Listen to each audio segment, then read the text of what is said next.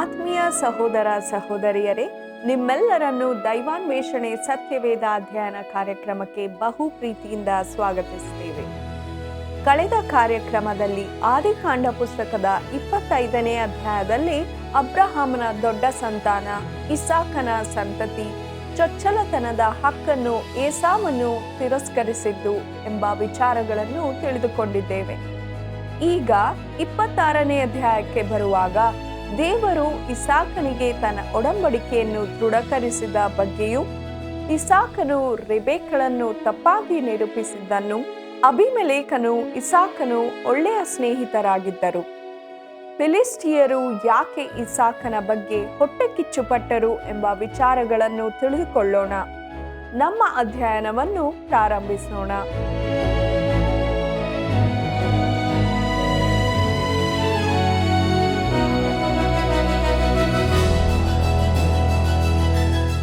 ನಾವು ಉಳಿದಿರುವುದು ಯೆಹೋವನ ಕರುಣೆಯೇ, ಆತನ ಕೃಪಾವರಗಳು ನಿಂತು ಹೋಗವು. ಪ್ರಲಾಪಗಳು 3ನೇ ಅಧ್ಯಾಯ 22ನೇ ವಚನ. ಆತ್ಮೀಯ ವೀಕ್ಷಕ ಬಾಂಧವರೇ, ನಿಮ್ಮೆಲ್ಲರಿಗೂ ಪ್ರೀತಿಯ ವಂದನೆಗಳು. ನಾವು ಆದಿಕಾಂಡ ಪುಸ್ತಕದ 26ನೇ ಅಧ್ಯಾಯದ ಕಡೆಗೆ ನಮ್ಮ ಗಮನವನ್ನು ಹರಿಸೋಣ. ಪ್ರಿಯರೇ, ಆದಿಕಾಂಡ 26ನೇ ಅಧ್ಯಾಯದ ಮುಖ್ಯ ಪ್ರಸ್ತಾಪವು ದೇವರು ಈಸಾಕನಿಗೆ ತನ್ನ ಒಡಂಬಡಿಕೆಯನ್ನು ಪುನಃ ದೃಢೀಕರಿಸುತ್ತಾನೆ. ಈಸಾಕನು ರೆಬೆಕ್ಕಳನ್ನು ತಪ್ಪಾಗಿ ನಿರೂಪಿಸುತ್ತಾನೆ. ಗೆರಾರಿನಲ್ಲಿ ಈಸಾಕನು ಬೆರ್ಷೆಬಕ್ಕೆ ಹೋಗುತ್ತಾನೆ ಎಂಬುವುಗಳೇ. ಪ್ರಿಯರೇ, ದೇವರು ಪ್ರಿಯ ಮಗನಾದ ಈಸಾಕನಿಗೆ ಒಡಂಬಡಿಕೆಯನ್ನು ದೃಢೀಕರಿಸಿದ್ದಾನೆ. ನಂತರ ಅವನು ತನ್ನ ತಂದೆ ಅಬ್ರಹಾಮನು ಮಾಡಿದಂತೆ ಅಪನಂಬಿಕೆಯ ಅದೇ ಪಾಪಕ್ಕೆ ಇಳಿಯುವುದನ್ನು ನಾವು ಕಾಣುತ್ತೇವೆ. ಅಂತಿಮವಾಗಿ ಅವನು ಗೆರಾರ್ ದೇಶದಲ್ಲಿ ಬಾವಿಗಳನ್ನು ಅಗೆಯುವುದನ್ನು ನಾವು ನೋಡುತ್ತೇವೆ. ಇದು ತುಂಬ ರೋಮಾಂಚಕಾರಿಯಾಗಿ ಕಾಣುತ್ತಿಲ್ಲ, ಆದರೆ ಇಲ್ಲಿ ನಮಗೆ ಒಂದು ಸಂದೇಶವಿದೆ. ಆದ್ದರಿಂದ ಪ್ರಿಯರೇ, ನಾವು ಅದನ್ನು ತಪ್ಪಿಸಿಕೊಳ್ಳಬಾರದು. ದೇವರು ಈಸಾಕನಿಗೆ ತನ್ನ ಒಡಂಬಡಿಕೆಯನ್ನು ಪುನಃ ದೃಢೀಕರಿಸುತ್ತಾನೆ ಎಂಬ ವಿಚಾರವನ್ನು ನೋಡೋಣ. ಆದಿಕಾಂಡ ಪುಸ್ತಕ 26ನೇ ಅಧ್ಯಾಯ 1ನೇ ವಚನವನ್ನು ಗಮನಿಸಿರಿ. ಅಬ್ರಹಾಮನ ಕಾಲದಲ್ಲಿ ಬಂದ ಮೊದಲನೆಯ ಬರವಲ್ಲದೆ ಇನ್ನೂ ಒಂದು ಬರವು ಕಾನಾನ್ ದೇಶಕ್ಕೆ ಬಂತು. ಆಗ ಈಸಾಕನು ಫಿಲಿಸ್ಟಿಯರ ಅರಸನಾದ ಅಬಿಮೆಲೇಕನ ಬಳಿಗೆ ಗೆರಾರಿಗೆ ಹೋದನು ಎಂಬುದೇ. ಪ್ರಿಯ ವೀಕ್ಷಕರೇ, ಈ ವಾಕ್ಯ ಭಾಗದಲ್ಲಿ ಪ್ರಸ್ತಾಪಿಸಲ್ಪಟ್ಟಿರುವಂಥ ಬರವು ಇದು ಎರಡನೆಯದಾಗಿರುತ್ತದೆ. ಅಬ್ರಹಾಮನ ದಿನದಲ್ಲಿ ಒಂದು ಬರವು ಬಂದಿತ್ತು. ಆಗ ಅಬ್ರಹಾಮ ಮತ್ತು ಲೋಟ ಇವರಿಬ್ಬರು ಐಗುಪ್ತ ದೇಶಕ್ಕೆ ಹೋಗಿದ್ದರು. ಆದಿಕಾಂಡ ಪುಸ್ತಕ 26ನೇ ಅಧ್ಯಾಯ 2ನೇ ವಚನವನ್ನು ಗಮನಿಸಿರಿ. ಅಲ್ಲಿ ಯೆಹೋವನು ಅವನಿಗೆ ದರ್ಶನ ಕೊಟ್ಟು, ನೀನು ಐಗುಪ್ತ ದೇಶಕ್ಕೆ ಇಳಿದು ಹೋಗಬೇಡ, ನಾನು ಹೇಳುವ ದೇಶದಲ್ಲಿ ನೀನು ವಾಸ ಮಾಡಬೇಕು ಎಂಬುದೇ. ಪ್ರಿಯರೇ, ದೇವರು ಈಸಾಕನಿಗೆ ಐಗುಪ್ತ ದೇಶಕ್ಕೆ ಹೋಗಬಾರದೆಂದು ಯಾಕೆ ಹೇಳುತ್ತಾ ಇದ್ದಾನೆ? ಯಾಕಂದರೆ ಈಗಾಗಲೇ ಈಸಾಕನ ತಂದೆಯಾದ ಅಬ್ರಹಾಮನು ಐಗುಪ್ತ ದೇಶಕ್ಕೆ ಓಡಿ ಹೋದದರ ಉದಾಹರಣೆ ಅವನ ಮುಂದೆ ಇರುತ್ತದೆ. ಇದು ತಂದೆಯಂತೆ ಮಗ ಎಂಬ ಹೇಳಿಕೆಯ ಪ್ರಕಾರ ತಂದೆಯ ಪಾಪಗಳು ಮಗನಿಂದ ಮುಂದುವರಿಸಲ್ಪಡುತ್ತವೆ ಎಂಬ ನಿಜಾಂಶವನ್ನು ಪ್ರಕಟಿಸುತ್ತದೆ. ನಾವು ಸಂತತಿಯ ಮಧ್ಯದ ಅಂತರದ ಕುರಿತು ಮಾತಾಡಬಹುದು, ಆದರೆ ಪಾಪದ ವಿಷಯಕ್ಕೆ ಬರುವಾಗ ಯಾವ ಸಂತತಿಯ ಅಂತರವೂ ಇರುವುದಿಲ್ಲ. ಅದು ಕೇವಲ ಒಂದು ಸಂತತಿಯಿಂದ ಮತ್ತೊಂದು ಸಂತತಿಗೆ ಹರಿದು ಹೋಗುವಂಥದ್ದಾಗಿರುತ್ತದೆ. ನೋಡಿರಿ ಪ್ರಿಯರೇ, ಯಾವುದೋ ಒಂದು ಸಂಗತಿಯು ಪ್ರವೇಶಿಸದೆ ಹೋದರೆ ಸಾಮಾನ್ಯವಾಗಿ ತಂದೆ ಮಾಡಿರುವಂಥ ಅದೇ ತಪ್ಪುಗಳನ್ನು ಮಗನೂ ಸಹ ಮಾಡುತ್ತಾನೆ. ಆದುದರಿಂದ ಈ ಬರಗಾಲದ ಸಮಯದಲ್ಲಿ ದೇವರು ಈಸಾಕನಿಗೆ ನಿರ್ದಿಷ್ಟವಾದ ಸೂಚನೆಗಳನ್ನು ಕೊಡುತ್ತಾ ಇದ್ದಾನೆ ಮತ್ತು ಆತನು ಅಬ್ರಹಾಮನೊಂದಿಗೆ ಮಾಡಿಕೊಂಡ ಒಡಂಬಡಿಕೆಯನ್ನು ದೃಢೀಕರಿಸುತ್ತಾ ಇದ್ದಾನೆ.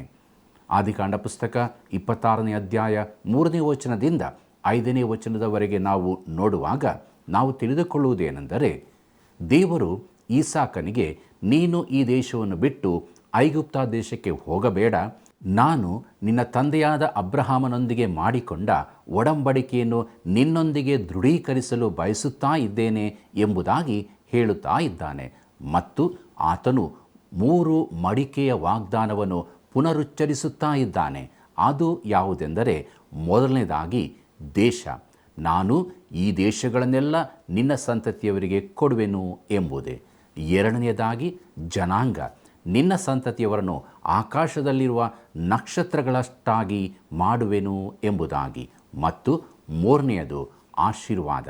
ನಿನ್ನ ಸಂತತಿಯ ಮೂಲಕ ಎಲ್ಲ ಜನಾಂಗಗಳಿಗೂ ಆಶೀರ್ವಾದ ಉಂಟಾಗುವುದು ಎಂಬುದೇ.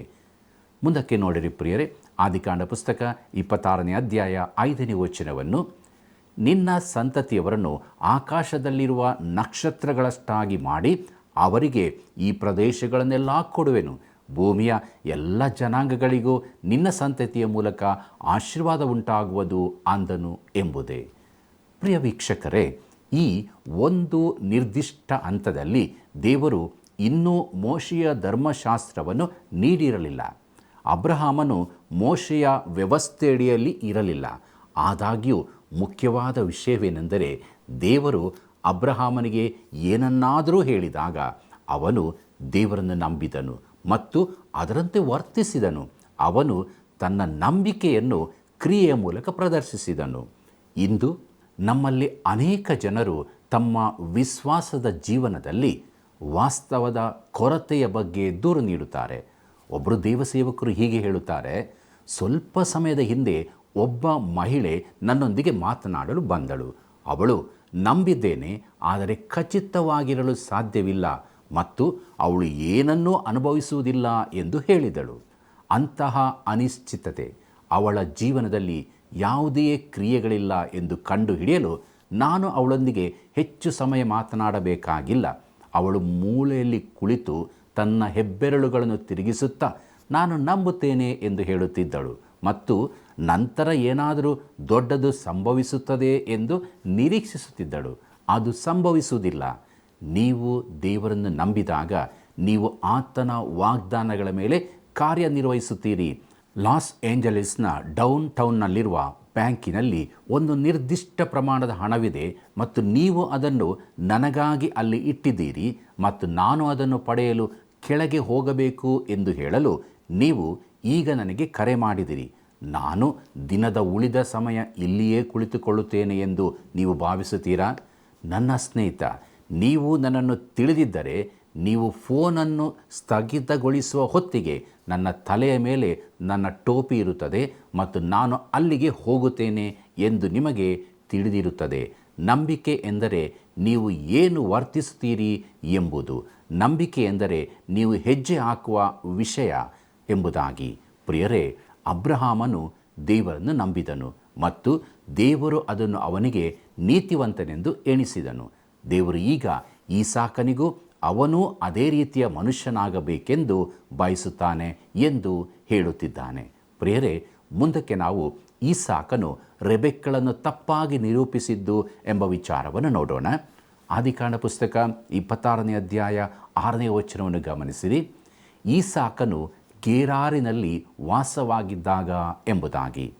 ಪ್ರಿಯರೇ, ಗೆರಾರ್ ಎಂಬ ಸ್ಥಳವು ದಕ್ಷಿಣದಲ್ಲಿರುತ್ತದೆ. ಅಬ್ರಹಾಮ ಮತ್ತು ಈಸಾಕ ಇವರಿಬ್ಬರು ಈ ದೇಶದ ದಕ್ಷಿಣ ಭಾಗದಲ್ಲಿ ಜೀವಿಸಿದರು.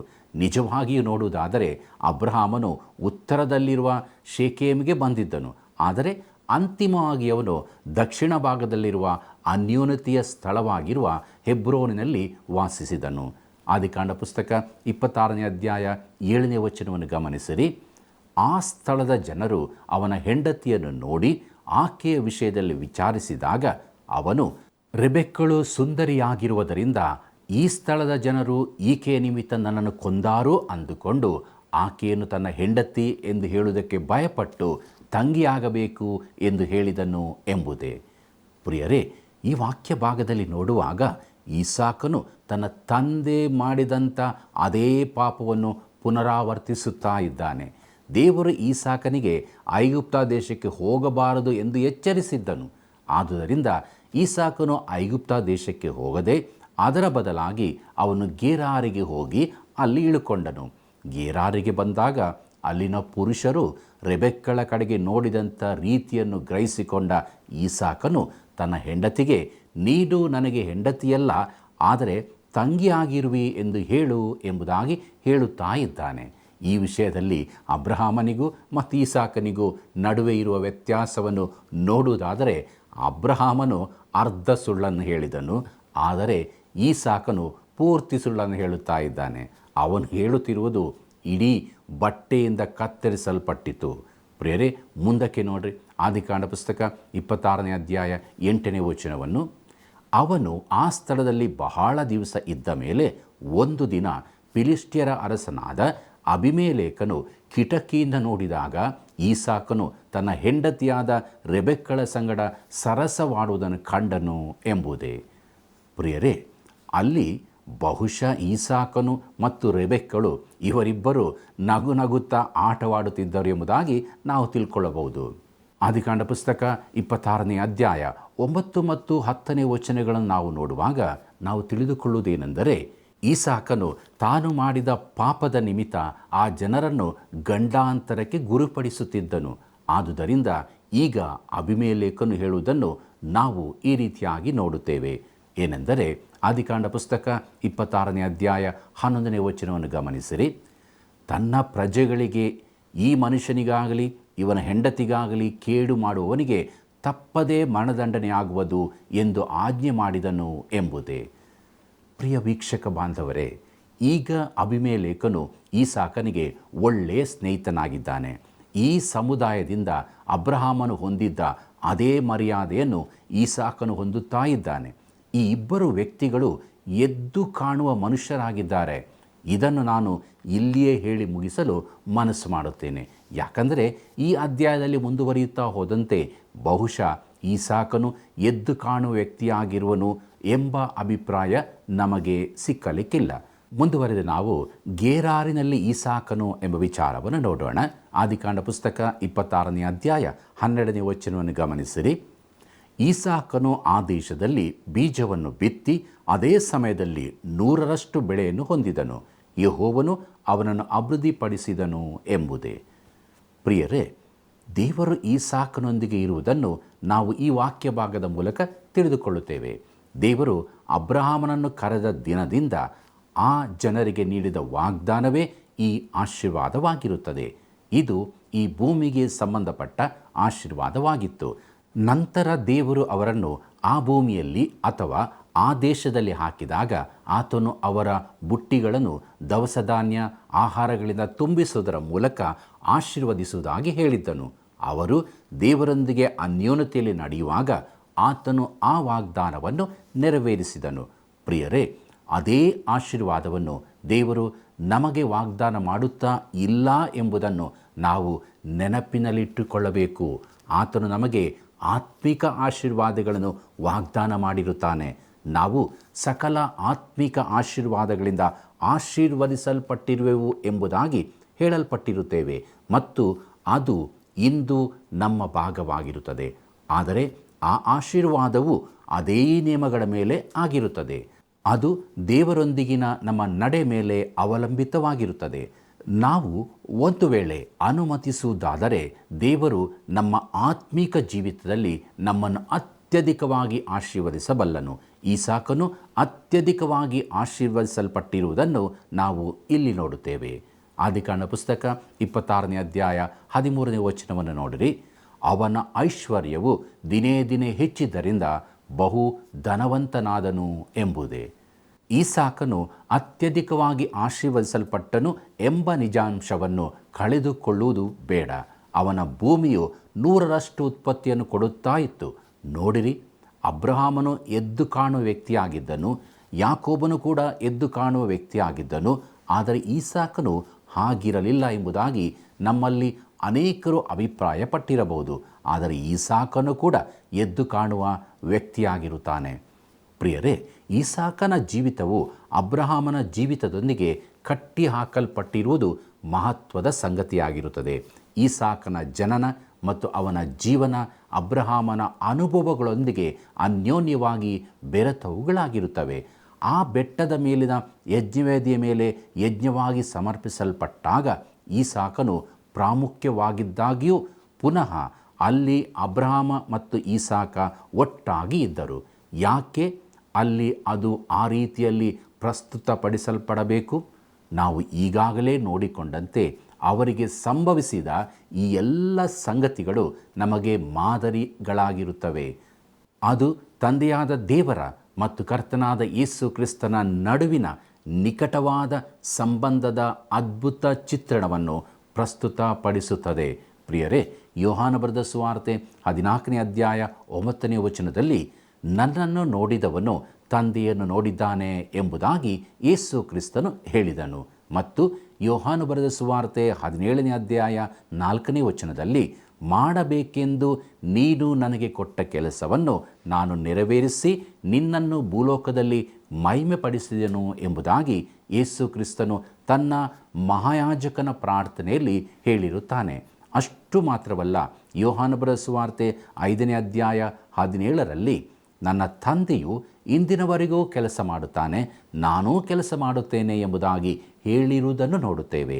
ಆದುದರಿಂದ ಈಸಾಕನ ಕಥೆಯನ್ನು ಮತ್ತು ಅಬ್ರಹಾಮನ ಕಥೆಯನ್ನು ಒಟ್ಟಾಗಿ ಗುರುತಿಸುವುದು ಒಳ್ಳೆಯದಾಗಿರುತ್ತದೆ. ಪ್ರಿಯರೇ, ನಮ್ಮ ಮುಂದಿರುವ ಈ ಅಧ್ಯಾಯದಲ್ಲಿ ಈಸಾಕನು ತನ್ನ ಕಾಲುಗಳ ಮೇಲೆ ತಾನು ನಿಂತುಕೊಂಡಿದ್ದಾನೆ ಮತ್ತು ಅವನು ಅಷ್ಟೊಂದು ಆಕರ್ಷಕವಾಗಿ ಕಂಡುಬರುವುದಿಲ್ಲ.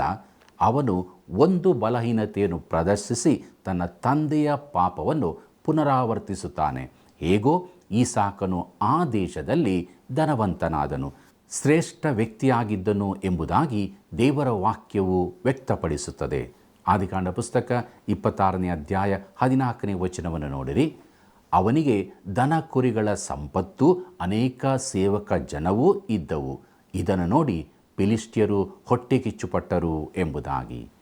ಪ್ರಿಯರೇ, ಅಲ್ಲಿ ಫಿಲಿಷ್ಟಿಯರು ಈಸಾಕನ ಸಕಲ ಸಮೃದ್ಧಿಯನ್ನು ನೋಡಿ ಹೊಟ್ಟೆ ಕಿಚ್ಚುಪಟ್ಟರು ಎಂಬುದನ್ನು ನಾವು ತಿಳಿದುಕೊಳ್ಳುತ್ತೇವೆ. ಆದಿಕಾಂಡ ಪುಸ್ತಕ 26ನೇ ಅಧ್ಯಾಯ 15ನೇ ವಚನವನ್ನು ಗಮನಿಸಿರಿ. ಅವನ ತಂದೆಯಾದ ಅಬ್ರಹಾಮನ ಸೇವಕರು ಅಬ್ರಹಾಮನ ಕಾಲದಲ್ಲೇ ತೋಡಿದ್ದ ಬಾವಿಗಳನ್ನು ಫಿಲಿಷ್ಟಿಯರು ಮಣ್ಣು ಹಾಕಿ ಮುಚ್ಚಿದ್ದರು ಎಂಬುದೇ. ಅಬ್ರಹಾಮನು ಆ ಭೂಮಿಯಲ್ಲಿ ಬಾವಿಗಳನ್ನು ತೋಡುತ್ತಿದ್ದನು ಮತ್ತು ಈಗ ಅವನ ಮಗನು ಬಾವಿಯನ್ನು ತೋಡುತ್ತಾ ಹೋಗುತ್ತಾ ಇದ್ದಾನೆ. ಆದರೆ ಅವನು ಬೆಳಗ್ಗೆ ಎದ್ದು ಹೊರಗಡೆ ಹೋಗುವಾಗ ಆ ಬಾವಿಗಳು ಮಣ್ಣಿನಿಂದ ಮುಚ್ಚಲ್ಪಟ್ಟಿರುತ್ತಿದ್ದವು. ಅದನ್ನು ಫಿಲಿಷ್ಟಿಯರು ಮಾಡುತ್ತಿದ್ದರು ಮತ್ತು ಫಿಲಿಷ್ಟಿಯರ ವೈರತ್ವದ ಕುರಿತು ಇದು ಮೊದಲನೆಯ ಪ್ರಸ್ತಾಪವಾಗಿರುತ್ತದೆ. ಇದು ನಂತರದಲ್ಲಿ, ಅಂದರೆ ದಾವೀದನ ಕಾಲದಲ್ಲಿ ಸತತವಾದ ಯುದ್ಧದಲ್ಲಿ ಮುಂದುವರಿಯಿತು. ಆದಿಕಾಂಡ ಪುಸ್ತಕ 26ನೇ ಅಧ್ಯಾಯ 16ನೇ ವಚನವನ್ನು ಗಮನಿಸಿರಿ. ಹೀಗಿರಲಾಗಿ ಅಬಿಮೆಲೆಕನು ಈಸಾಕನಿಗೆ, ನೀನು ನಮಗಿಂತ ಬಹು ಬಲಿಷ್ಠನಾಗಿದ್ದೀ ಎಂಬುದಾಗಿ. ಪ್ರಿಯರೇ, ಅಲ್ಲಿ ಈ ನಿಗದಿತ ಸಮಯದಲ್ಲಿ ಈಸಾಕನ ಪ್ರಾಮುಖ್ಯತೆಯನ್ನು ಗಮನಿಸುವವರಾಗಿದ್ದೇವೆ. ಆದಿಕಾಂಡ ಪುಸ್ತಕ 26ನೇ ಅಧ್ಯಾಯ 17ನೇ ವಚನವನ್ನು ನೋಡೋಣ. ಆದದರಿಂದ ನಮ್ಮ ಬಳಿಯಿಂದ ಹೊರಟು ಹೋಗಬೇಕು ಎಂದು ಹೇಳಲು ಈಸಾಕನು ಅಲ್ಲಿಂದ ಹೋಗಿ ಗೆರಾರ್ ತಗ್ಗಿನ ಬಯಲಿನಲ್ಲಿ ಬಿಡಾರ ಮಾಡಿಕೊಂಡು ಅಲ್ಲಿ ವಾಸವಾಗಿದ್ದನು ಎಂಬುದೇ. ಪ್ರಿಯ ವೀಕ್ಷಕ ಬಾಂಧವರೇ, ಅಬಿಮೆಲೆಕನು ಈಸಾಕನಿಗೆ, ನೀನು ನಮಗಿಂತ ಬಹು ಬಲಿಷ್ಠನಾಗಿದ್ದಿ, ನಿನ್ನಿಂದ ನಮಗೆ ಕಷ್ಟ ಉಂಟಾಗುತ್ತದೆ, ನೀನು ನಮ್ಮನ್ನು ಬಿಟ್ಟು ಹೋಗುವುದಾದರೆ ಒಳ್ಳೆಯದಾಗುತ್ತದೆ ಎಂದು ಹೇಳಿದನು. ಇಲ್ಲಿ ಅಬಿಮೆಲೆಕನು ಈಸಾಕನ ಮೇಲೆ ಶ್ರೇಷ್ಠವಾದ ಗೌರವವನ್ನು ಇಟ್ಟಿರುವುದನ್ನು ನಾವು ಕಾಣುತ್ತೇವೆ. ಈಗ ಈಸಾಕನ ಜೀವಿತದ ಈ ಭಾಗವು ಬಲಹೀನತೆಯಾಗಿ ಕಂಡುಬರುತ್ತದೆ. ಆದರೆ ಅದು ಹಾಗಿರುವುದಿಲ್ಲ. ನೋಡಿರಿ ಪ್ರಿಯರೇ, ಅವನು ತನ್ನ ತಂದೆಯಾದ ಅಬ್ರಹಾಮನು ಇದ್ದ ಅದೇ ಸ್ಥಳಕ್ಕೆ ಹಿಂದಿರುಗುತ್ತಾ ಇದ್ದಾನೆ. ಆದಿಕಾಂಡ ಪುಸ್ತಕ 26ನೇ ಅಧ್ಯಾಯ 18ನೇ ವಚನದಿಂದ 20ನೇ ವಚನದವರೆಗೆ ನಾವು ನೋಡುವಾಗ ಅಲ್ಲಿ ನಾವು ತಿಳಿದುಕೊಳ್ಳುವುದೇನೆಂದರೆ, ಹೋರಾಟವು ಮುಂದಕ್ಕೆ ತೆಗೆದುಕೊಂಡು ಹೋಗಲ್ಪಟ್ಟಿತು ಎಂಬ ವಿಷಯ. ಪ್ರಿಯರೇ, ನೀರು ಎನ್ನುವಂಥದ್ದು ದೇವರ ವಾಕ್ಯದ ಚಿತ್ರಣವಾಗಿದೆ ಎಂದು ನನಗೆ ಅನಿಸುತ್ತದೆ. ನಾವು ಅದರ ಆಳಕ್ಕೆ ಹೋಗಿ ಕುಡಿಯುವರಾಗಿರಬೇಕು. ಅದರ ಉದ್ದೇಶ ದಾಹ ತೀರಿಸುವುದು ಮಾತ್ರವಲ್ಲ, ತೊಳೆಯುವುದೂ ಕೂಡ ಆಗಿರುತ್ತದೆ. ಯೇಸು ಕ್ರಿಸ್ತನು ತಾನು ನುಡಿದಂಥ ಮಾತುಗಳ ಮೂಲಕ ನಾವು ಶುದ್ಧೀಕರಿಸಲ್ಪಟ್ಟಿರುತ್ತೇವೆ ಎಂಬುದಾಗಿ ಹೇಳಿರುತ್ತಾನೆ. ಪ್ರಿಯರೇ, ನೀರು ನಮ್ಮ ಜೀವಿತಕ್ಕೆ ಬಹು ಅವಶ್ಯವಾದ ವಸ್ತುವಾಗಿರುತ್ತದೆ. ನೀರು ಇಲ್ಲದೆ ನಾವು ಜೀವಿಸಲು ಸಾಧ್ಯವಿಲ್ಲ. ನೀವು ಅರಿಜೋನಾ, ನ್ಯೂ ಮೆಕ್ಸಿಕೋ ಮತ್ತು ಕ್ಯಾಲಿಫೋರ್ನಿಯಾದ ಮರುಭೂಮಿಗಳ ಮೇಲೆ ಹಾರಬಹುದು ಮತ್ತು ಸಾಕಷ್ಟು ಶುಷ್ಕ ಭೂಮಿಯನ್ನು ನೋಡಬಹುದು. ಆಗ ಇದ್ದಕ್ಕಿದ್ದಂತೆ ನೀವು ಹಚ್ಚ ಹಸಿರಿನ ಪ್ರದೇಶವನ್ನು ನೋಡುತ್ತೀರಿ ಮತ್ತು ಅಲ್ಲಿ ಏನು ಸಂಭವಿಸಿದೆ ಎಂದು ಆಶ್ಚರ್ಯಪಡುತ್ತೀರಿ. ನೀರು ಮಾತ್ರ ವಿವರಣೆಯಾಗಿದೆ. ನೋಡಿರಿ ಪ್ರಿಯರೇ, ದೇವರ ವಾಕ್ಯದ ನೀರು ದೇವರ ಮಕ್ಕಳ ಜೀವಿತಗಳಲ್ಲಿನ ವ್ಯತ್ಯಾಸಕ್ಕೆ ವಿವರಣೆಯಾಗಿರುತ್ತದೆ. ದೇವರ ವಾಕ್ಯವನ್ನು ಆಳವಾಗಿ ಅಭ್ಯಾಸಿಸುವವರ ಜೀವಿತದಲ್ಲಿ ಶ್ರೇಷ್ಠ ವ್ಯತ್ಯಾಸವಿರುವುದನ್ನು ನಾವು ನೋಡಬಹುದು. ಅಲ್ಲಿ ಹೋರಾಟವೂ ಇರುತ್ತದೆ. ನಾವು ನಿಜವಾಗಿಯೂ ದೇವರ ವಾಕ್ಯವನ್ನು ಅಭ್ಯಾಸಿಸಲು ಹೋಗುವುದಾದರೆ ಅದಕ್ಕೆ ಖಂಡಿತವಾಗಿಯೂ ಕ್ರಯ ಕಟ್ಟಲೇಬೇಕಾಗುತ್ತದೆ. ಪ್ರಿಯರೇ, ದೇವರ ವಾಕ್ಯಕ್ಕೆ ಹೋಗುವುದನ್ನು ಬಿಟ್ಟು ಬೇರೆ ಯಾವುದನ್ನಾದರೂ ಮಾಡಲು ಸೈತಾನನು ಅನುಮತಿಸುತ್ತಾನೆ. ಎಚ್ಚರವಾಗಿರೋಣ. ಪ್ರೀತಿಯುಳ್ಳ ವೀಕ್ಷಕರೇ, ಮುಂದಕ್ಕೆ ನಾವು ಆದಿಕಾಂಡ ಪುಸ್ತಕ 26ನೇ ಅಧ್ಯಾಯ 21 ಮತ್ತು 22ನೇ ವಚನಗಳನ್ನು ನೋಡುವಾಗ ಈ ವಾಕ್ಯ ಭಾಗದಲ್ಲಿ ರೆಹೋಬೋತ್ ಎಂಬ ಹೆಸರನ್ನು ನಾವು ಗಮನಿಸುವರಾಗಿದ್ದೇವೆ. ಅದರ ಅರ್ಥವು ನಮಗೆ ಈಗ ಸ್ಥಳವಿದೆ ಎಂಬುದಾಗಿ ಇರುತ್ತದೆ. ಇದಕ್ಕೂ ಮುಂಚೆ ಅಗಿಸಿದ ಬಾವಿಯನ್ನು ಜನರು ಜಗಳವಾಡಿ ತೆಗೆದುಕೊಂಡರು. ಅವನು ಮುಂದಕ್ಕೆ ಹೋಗಿ ಮತ್ತೊಂದು ಬಾವಿಯನ್ನು ಅಗಿಸಿದಾಗ ಅದನ್ನೂ ಸಹ ಜಗಳವಾಡಿ ತೆಗೆದುಕೊಂಡರು. ಈಸಾಕನು ಹಾಗೆ ಮುಂದಕ್ಕೆ ಹೋಗುವುದನ್ನು ನೋಡುವುದಾದರೆ ಅವನು ಸಮಾಧಾನದ ಮನುಷ್ಯನು ಮತ್ತು ತಾಳ್ಮೆಯ ಮನುಷ್ಯನು ಆಗಿರುವುದನ್ನು ಅದು ನಿಶ್ಚಯವಾಗಿಯೂ ಪ್ರಕಟಿಸುತ್ತದೆ. ಒಂದು ವೇಳೆ ಈಸಾಕನ ಸ್ಥಳದಲ್ಲಿ ದಾವೀದನೇ ಇರುತ್ತಿದ್ದರೆ ಅಲ್ಲಿನ ಸಂಗತಿಯೇ ಬೇರೆಯಾಗಿರುತ್ತಿತ್ತು. ಸೀಮೋನ್ ಪೇತ್ರನು ಇದ್ದರೂ ಕೂಡ ಅವನು ಈಸಾಕನಂತೆ ಆಗುತ್ತಿರಲಿಲ್ಲ. ಒಂದು ವೇಳೆ ನಾವೇ ಆ ಸ್ಥಳದಲ್ಲಿದ್ದರೆ ಏನು ಮಾಡುತ್ತಿದ್ದೆವು ಎಂಬುದನ್ನು ನಮ್ಮನ್ನು ನಾವು ಪರೀಕ್ಷಿಸಿಕೊಂಡು ನೋಡೋಣ. ಮುಂದಕ್ಕೆ ನಾವು ಈಸಾಕನು ಬೆರ್ಷೆಬಕ್ಕೆ ಹೋಗುತ್ತಾನೆ ಎಂಬ ವಿಚಾರವನ್ನು ನೋಡೋಣ. ಆದಿಕಾಂಡ ಪುಸ್ತಕ 26ನೇ ಅಧ್ಯಾಯ 23 ಮತ್ತು 24ನೇ ವಚನಗಳನ್ನು ನೋಡಿರಿ. ಈಸಾಕನು ಅಲ್ಲಿಂದ ಹೊರಟು ಗಟ್ಟ ಹತ್ತಿ ಬೆರ್ಷೆಬಕ್ಕೆ ಬಂದನು. ಆ ರಾತ್ರಿ ಯೆಹೋವನು ಅವನಿಗೆ ಕಾಣಿಸಿಕೊಂಡು, ನಾನು ನಿನ್ನ ತಂದೆಯಾದ ಅಬ್ರಹಾಮನ ದೇವರು, ನೀನು ಭಯಪಡಬೇಡ, ನಾನು ನಿನ್ನ ಬಳಿಯಲ್ಲಿದ್ದೇನೆ. ನನ್ನ ಸೇವಕನಾದ ಅಬ್ರಹಾಮನ ನಿಮಿತ್ತ ನಿನ್ನನ್ನು ಆಶೀರ್ವದಿಸಿ ನಿನ್ನ ಸಂತತಿಯನ್ನು ಹೆಚ್ಚಿಸುವೆನು ಎಂದು ಹೇಳಲಾಗಿ ಎಂಬುದೇ. ಪ್ರಿಯರೇ, ದೇವರು ಈಸಾಕನನ್ನು ಸಂತೈಸುವುದಕ್ಕಾಗಿ ಆದರಿಸುವುದಕ್ಕಾಗಿ ಅವನಿಗೆ ಕಾಣಿಸಿಕೊಳ್ಳುತ್ತಾ ಇದ್ದಾನೆ. ದೇವರು ಯೋಸೇಫನನ್ನು ಹೊರತುಪಡಿಸಿ ಉಳಿದ ಎಲ್ಲ ಮೂಲ ಪಿತೃಗಳಿಗೆ ಕಾಣಿಸಿಕೊಂಡಿದ್ದಾನೆ. ಆತನು ಅಬ್ರಹಾಮನಿಗೆ, ಈಸಾಕನಿಗೆ ಮತ್ತು ಯಾಕೋಬನಿಗೆ ಕಾಣಿಸಿಕೊಂಡನು. ಆದಿಕಾಂಡ ಪುಸ್ತಕ 26ನೇ ಅಧ್ಯಾಯ 25ನೇ ವಚನವನ್ನು ಗಮನಿಸಿರಿ. ಈಸಾಕನು ಯಜ್ಞವೇದಿಯನ್ನು ಕಟ್ಟಿಸಿ ಯೆಹೋವನ ಹೆಸರು ಹೇಳಿಕೊಂಡು ಆರಾಧಿಸಿ ಅಲ್ಲಿ ತನ್ನ ಗುಡಾರವನ್ನು ಹಾಕಿಸಿಕೊಂಡನು. ಅಲ್ಲಿಯೂ ಅವನ ಸೇವಕರು ಬಾವಿಯನ್ನು ಅಗಿದರು ಎಂಬುದೇ. ಪ್ರಿಯರೇ, ಈಸಾಕನು ಬಾವಿ ಅಗಿಸುವುದನ್ನು ಮುಂದುವರಿಸಿರುವುದನ್ನು ನಾವಿಲ್ಲಿ ನೋಡುತ್ತೇವೆ. ನೋಡಿರಿ ಪ್ರಿಯರೇ, ಈಸಾಕನಿಗೆ ಪಕ್ಕಕ್ಕೆ ಒಂದು ಬಾವಿಯನ್ನು ಇಡಬಹುದು, ಅಬ್ರಹಾಮನ ಪಕ್ಕಕ್ಕೆ ಒಂದು ಯಜ್ಞವೇದಿಯನ್ನು ಇಡಬಹುದು ಮತ್ತು ಯಾಕೋಬನ ಪಕ್ಕಕ್ಕೆ ಒಂದು ಗುಡಾರವನ್ನು ಹಾಕಬಹುದು ಎಂಬುದಾಗಿ ಮುಂದುವರೆದು ನಾವು ನೋಡಲಿದ್ದೇವೆ. ಆದಿಕಾಂಡ ಪುಸ್ತಕ 26ನೇ ಅಧ್ಯಾಯ 26ನೇ ವಚನದಿಂದ 29ನೇ ವಚನವನ್ನು ನಾವು ನೋಡುವಾಗ ನಾವು ತಿಳ್ಕೊಳ್ಳುವುದೇನೆಂದರೆ, ನೋಡಿರಿ, ಗೇರಾರಿನ ಜನರೊಂದಿಗೆ ಈಸಾಕನು ಬಲಹೀನನಾಗಿ ಕಂಡು ಬಂದಾಗ್ಯೂ ಗೇರಾರಿನ ಅರಸನು ಅವನ ಕುರಿತು ಬಹು ಪ್ರಭಾವಿತನಾಗಿದ್ದು ಅವನೊಂದಿಗೆ ಉತ್ತಮ ಸಂಬಂಧಗಳನ್ನು ಸ್ಥಾಪಿಸಿಕೊಳ್ಳಲು ಅವನನ್ನು ಬೆರ್ಷೆಬದವರೆಗೂ ಹಿಂಬಾಲಿಸಿದನು. ಆ ದೇಶದಲ್ಲಿ ಈಸಾಕನ ಪ್ರಭಾವವು ಒಂದು ಬಲಹೀನ ವ್ಯಕ್ತಿಯ ಪ್ರಭಾವದಂತೆ ಇರಲಿಲ್ಲ. ಆದಿಕಾಂಡ ಪುಸ್ತಕ 26ನೇ ಅಧ್ಯಾಯ 34-35ನೇ ವಚನವನ್ನು ಗಮನಿಸಿರಿ. ಏಸಾವನು 40 ವರ್ಷದವನಾದಾಗ ಹಿತ್ತಿಯನಾದ ಬೇರಿಯ ಮಗಳಾದ ಯೆಹೂದೀತಳನ್ನು ಹಿತ್ತಿಯನಾದ ಏಲೋನನ ಮಗಳಾದ ಬಾಸೇಮತಳನ್ನು ಮದುವೆ ಮಾಡಿಕೊಂಡನು. ಇವರ ದೆಸೆಯಿಂದ ಈಸಾಕನಿಗೂ ರೆಬೆಕ್ಕಳಿಗೂ ಮನೋವ್ಯತೆಯುಂಟಾಯಿತು ಎಂಬುದೇ. ಪ್ರಿಯರೇ, ಇದೀಗ ಓದಿದಂಥ ವಾಕ್ಯ ಭಾಗವು ಆದಿಕಾಂಡದ 26ನೇ ಅಧ್ಯಾಯದ ಕಡೇ ವಾಕ್ಯಗಳಾಗಿರುತ್ತದೆ ಮತ್ತು ಈಗ ಈಸಾಕನ ಮತ್ತು ರೆಬೆಕ್ಕಳ ಮನೋವ್ಯತೆಗೆ ಕಾರಣವನ್ನು ನಾವು ತಿಳಿದುಕೊಂಡಿದ್ದೇವೆ. ಮುಂದಿನ ಅಧ್ಯಾಯದಲ್ಲಿ ಯಾಕೋಬನ ನಿಜ ಬಣ್ಣವನ್ನು ನಾವು ನೋಡಿಕೊಳ್ಳಲಿದ್ದೇವೆ. ಆದುದರಿಂದ ಪ್ರಿಯರೇ, ಮುಂದಿನ ಕಾರ್ಯಕ್ರಮವನ್ನು ವೀಕ್ಷಿಸಲು ಪ್ರಾರ್ಥನಾಪೂರ್ವಕವಾಗಿ ಸಿದ್ಧರಾಗಿರಿ. ಪ್ರಾರ್ಥನೆ ಮಾಡೋಣ. ಪ್ರೀತಿ ಸ್ವರೂಪನಾದ ದೇವರೇ, ನಮ್ಮ ಜೀವಿತದ ಎಲ್ಲ ಸ್ಥಿತಿಗತಿಗಳಲ್ಲಿ ನಾವು ನಿನ್ನನ್ನೇ ಆತುಕೊಂಡು ನಿನಗೆ ನಂಬಿಗಸ್ತರಾಗಿ ಜೀವಿಸಬೇಕು ಎಂಬುದಾಗಿ ನೀನು ತಿಳಿಸಿದ್ದಿ. ಯಾಕಂದರೆ ನೀನು ವಾಗ್ದಾನ ಮಾಡಿದ ಆತನು ನಮ್ಮ ಜೊತೆ ಇರುವಾತನು. ಆದ್ದರಿಂದ ಯಾವಾಗಲೂ ನಿನ್ನನ್ನೇ ದೃಷ್ಟಿಸುತ್ತಾ ನಮಗೆ ನೇಮಕವಾದ ಓಟವನ್ನು ಸ್ಥಿರ ಚಿತ್ತದಿಂದ ಓಡುವುದಕ್ಕೆ ಸಹಾಯ ಮಾಡು. ನಮ್ಮೆಲ್ಲ ವೀಕ್ಷಕ ಬಾಂಧವರ ಮೇಲೆ ನಿನ್ನ ಕರುಣೆ ಇರಲಿ. ನಿನ್ನ ಕೃಪೆಯಿಂದಲೇ ಅವರು ನಿನ್ನ ಮಾರ್ಗದಲ್ಲಿ ನಡೆಸು. ಯೇಸುವಿನ ನಾಮದಲ್ಲಿ ಬೇಡಿದ್ದೇವೆ ತಂದೆಯೇ, ಆಮೆನ್.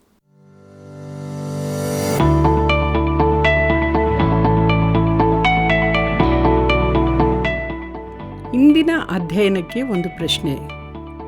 ರೆಹೋಬೋತ್ ಅಂದರೆ ಏನು? ರೆಹೋಬೋತ್ ಅಂದರೆ ಏನು? ಉತ್ತರ: ನಮಗೆ ಈಗ ಸ್ಥಳವಿದೆ, ನೀರಿನ ಹೊರತೆ, ದೇವರ ಸಹಾಯ. ಸರಿಯಾದ ಉತ್ತರವನ್ನು ಆಯ್ಕೆ ಮಾಡಿ ಈಗ ಹೇಳುವ ವಾಟ್ಸಪ್ ಸಂಖ್ಯೆಗೆ ಕಳುಹಿಸಿರಿ. 7618737772. ಆತ್ಮೀಯರೇ, ಈ ಕಾರ್ಯಕ್ರಮದ ಉದ್ದಕ್ಕೂ ನಮ್ಮೊಂದಿಗೆ ಇದ್ದದ್ದಕ್ಕಾಗಿ ನಿಮ್ಮನ್ನು ವಂದಿಸುತ್ತೇವೆ. ಇಸಾಕನ ಕುಟುಂಬದ ಅನೇಕ ಸಂಗತಿಗಳನ್ನು ನಾವು ತಿಳಿದುಕೊಂಡೆವು. ಇಸಾಕನು ಬಾವಿಯನ್ನು ತೋಡುವ ಕಾರ್ಯದಲ್ಲಿಯೇ ಮುಂದುವರಿಯುತ್ತಾ ಇದ್ದನು. ನೀರು ಜೀವಿತಕ್ಕೆ ಎಷ್ಟು ಅಗತ್ಯವೋ ಅದರಂತೆ ದೇವರ ವಾಕ್ಯವೆಂಬ ನೀರನ್ನು ನಮ್ಮ ಜೀವಿತದಲ್ಲಿ ಅಳವಡಿಸಿಕೊಂಡಾಗ ಅದರ ಮೂಲಕವಾಗಿ ನಾವು ಪುನರ್ಜನ್ಮವನ್ನು ಹೊಂದಿಕೊಳ್ಳುತ್ತೇವೆ ಮತ್ತು ನೀಟಾದ ಮಾರ್ಗದಲ್ಲಿ ಮುಂದೆ ಸಾಗಲು ನಮಗೆ ಸಹಾಯವಾಗುತ್ತದೆ. ಆದುದರಿಂದ ದಿನಾಲು ದೇವರ ವಾಕ್ಯಕ್ಕೆ ವಿಧೇಯರಾಗೋಣ, ವಾಕ್ಯವನ್ನು ಕೈಕೊಂಡು ನಡೆಯೋಣ. ಪ್ರಿಯ ವೀಕ್ಷಕರೇ, ಇಂದು ನೀವು ಏನನ್ನು ತಿಳಿದುಕೊಂಡಿರಿ? ದೇವರ ವಾಕ್ಯ ನಿಮ್ಮ ಸಂಗಡ ಮಾತನಾಡಿದೆಯೋ? ಹೌದಾದರೆ ಇಂದೇ ನಮಗೆ ಕರೆ ಮಾಡಿ ತಿಳಿಸುವಿರಾ? ಈ ಸೇವೆಗಾಗಿ ಪ್ರಾರ್ಥಿಸಿರಿ. ದೇವರ ಕೃಪೆ ಸದಾ ನಿಮ್ಮ ಸಂಗಡ ಇರಲಿ.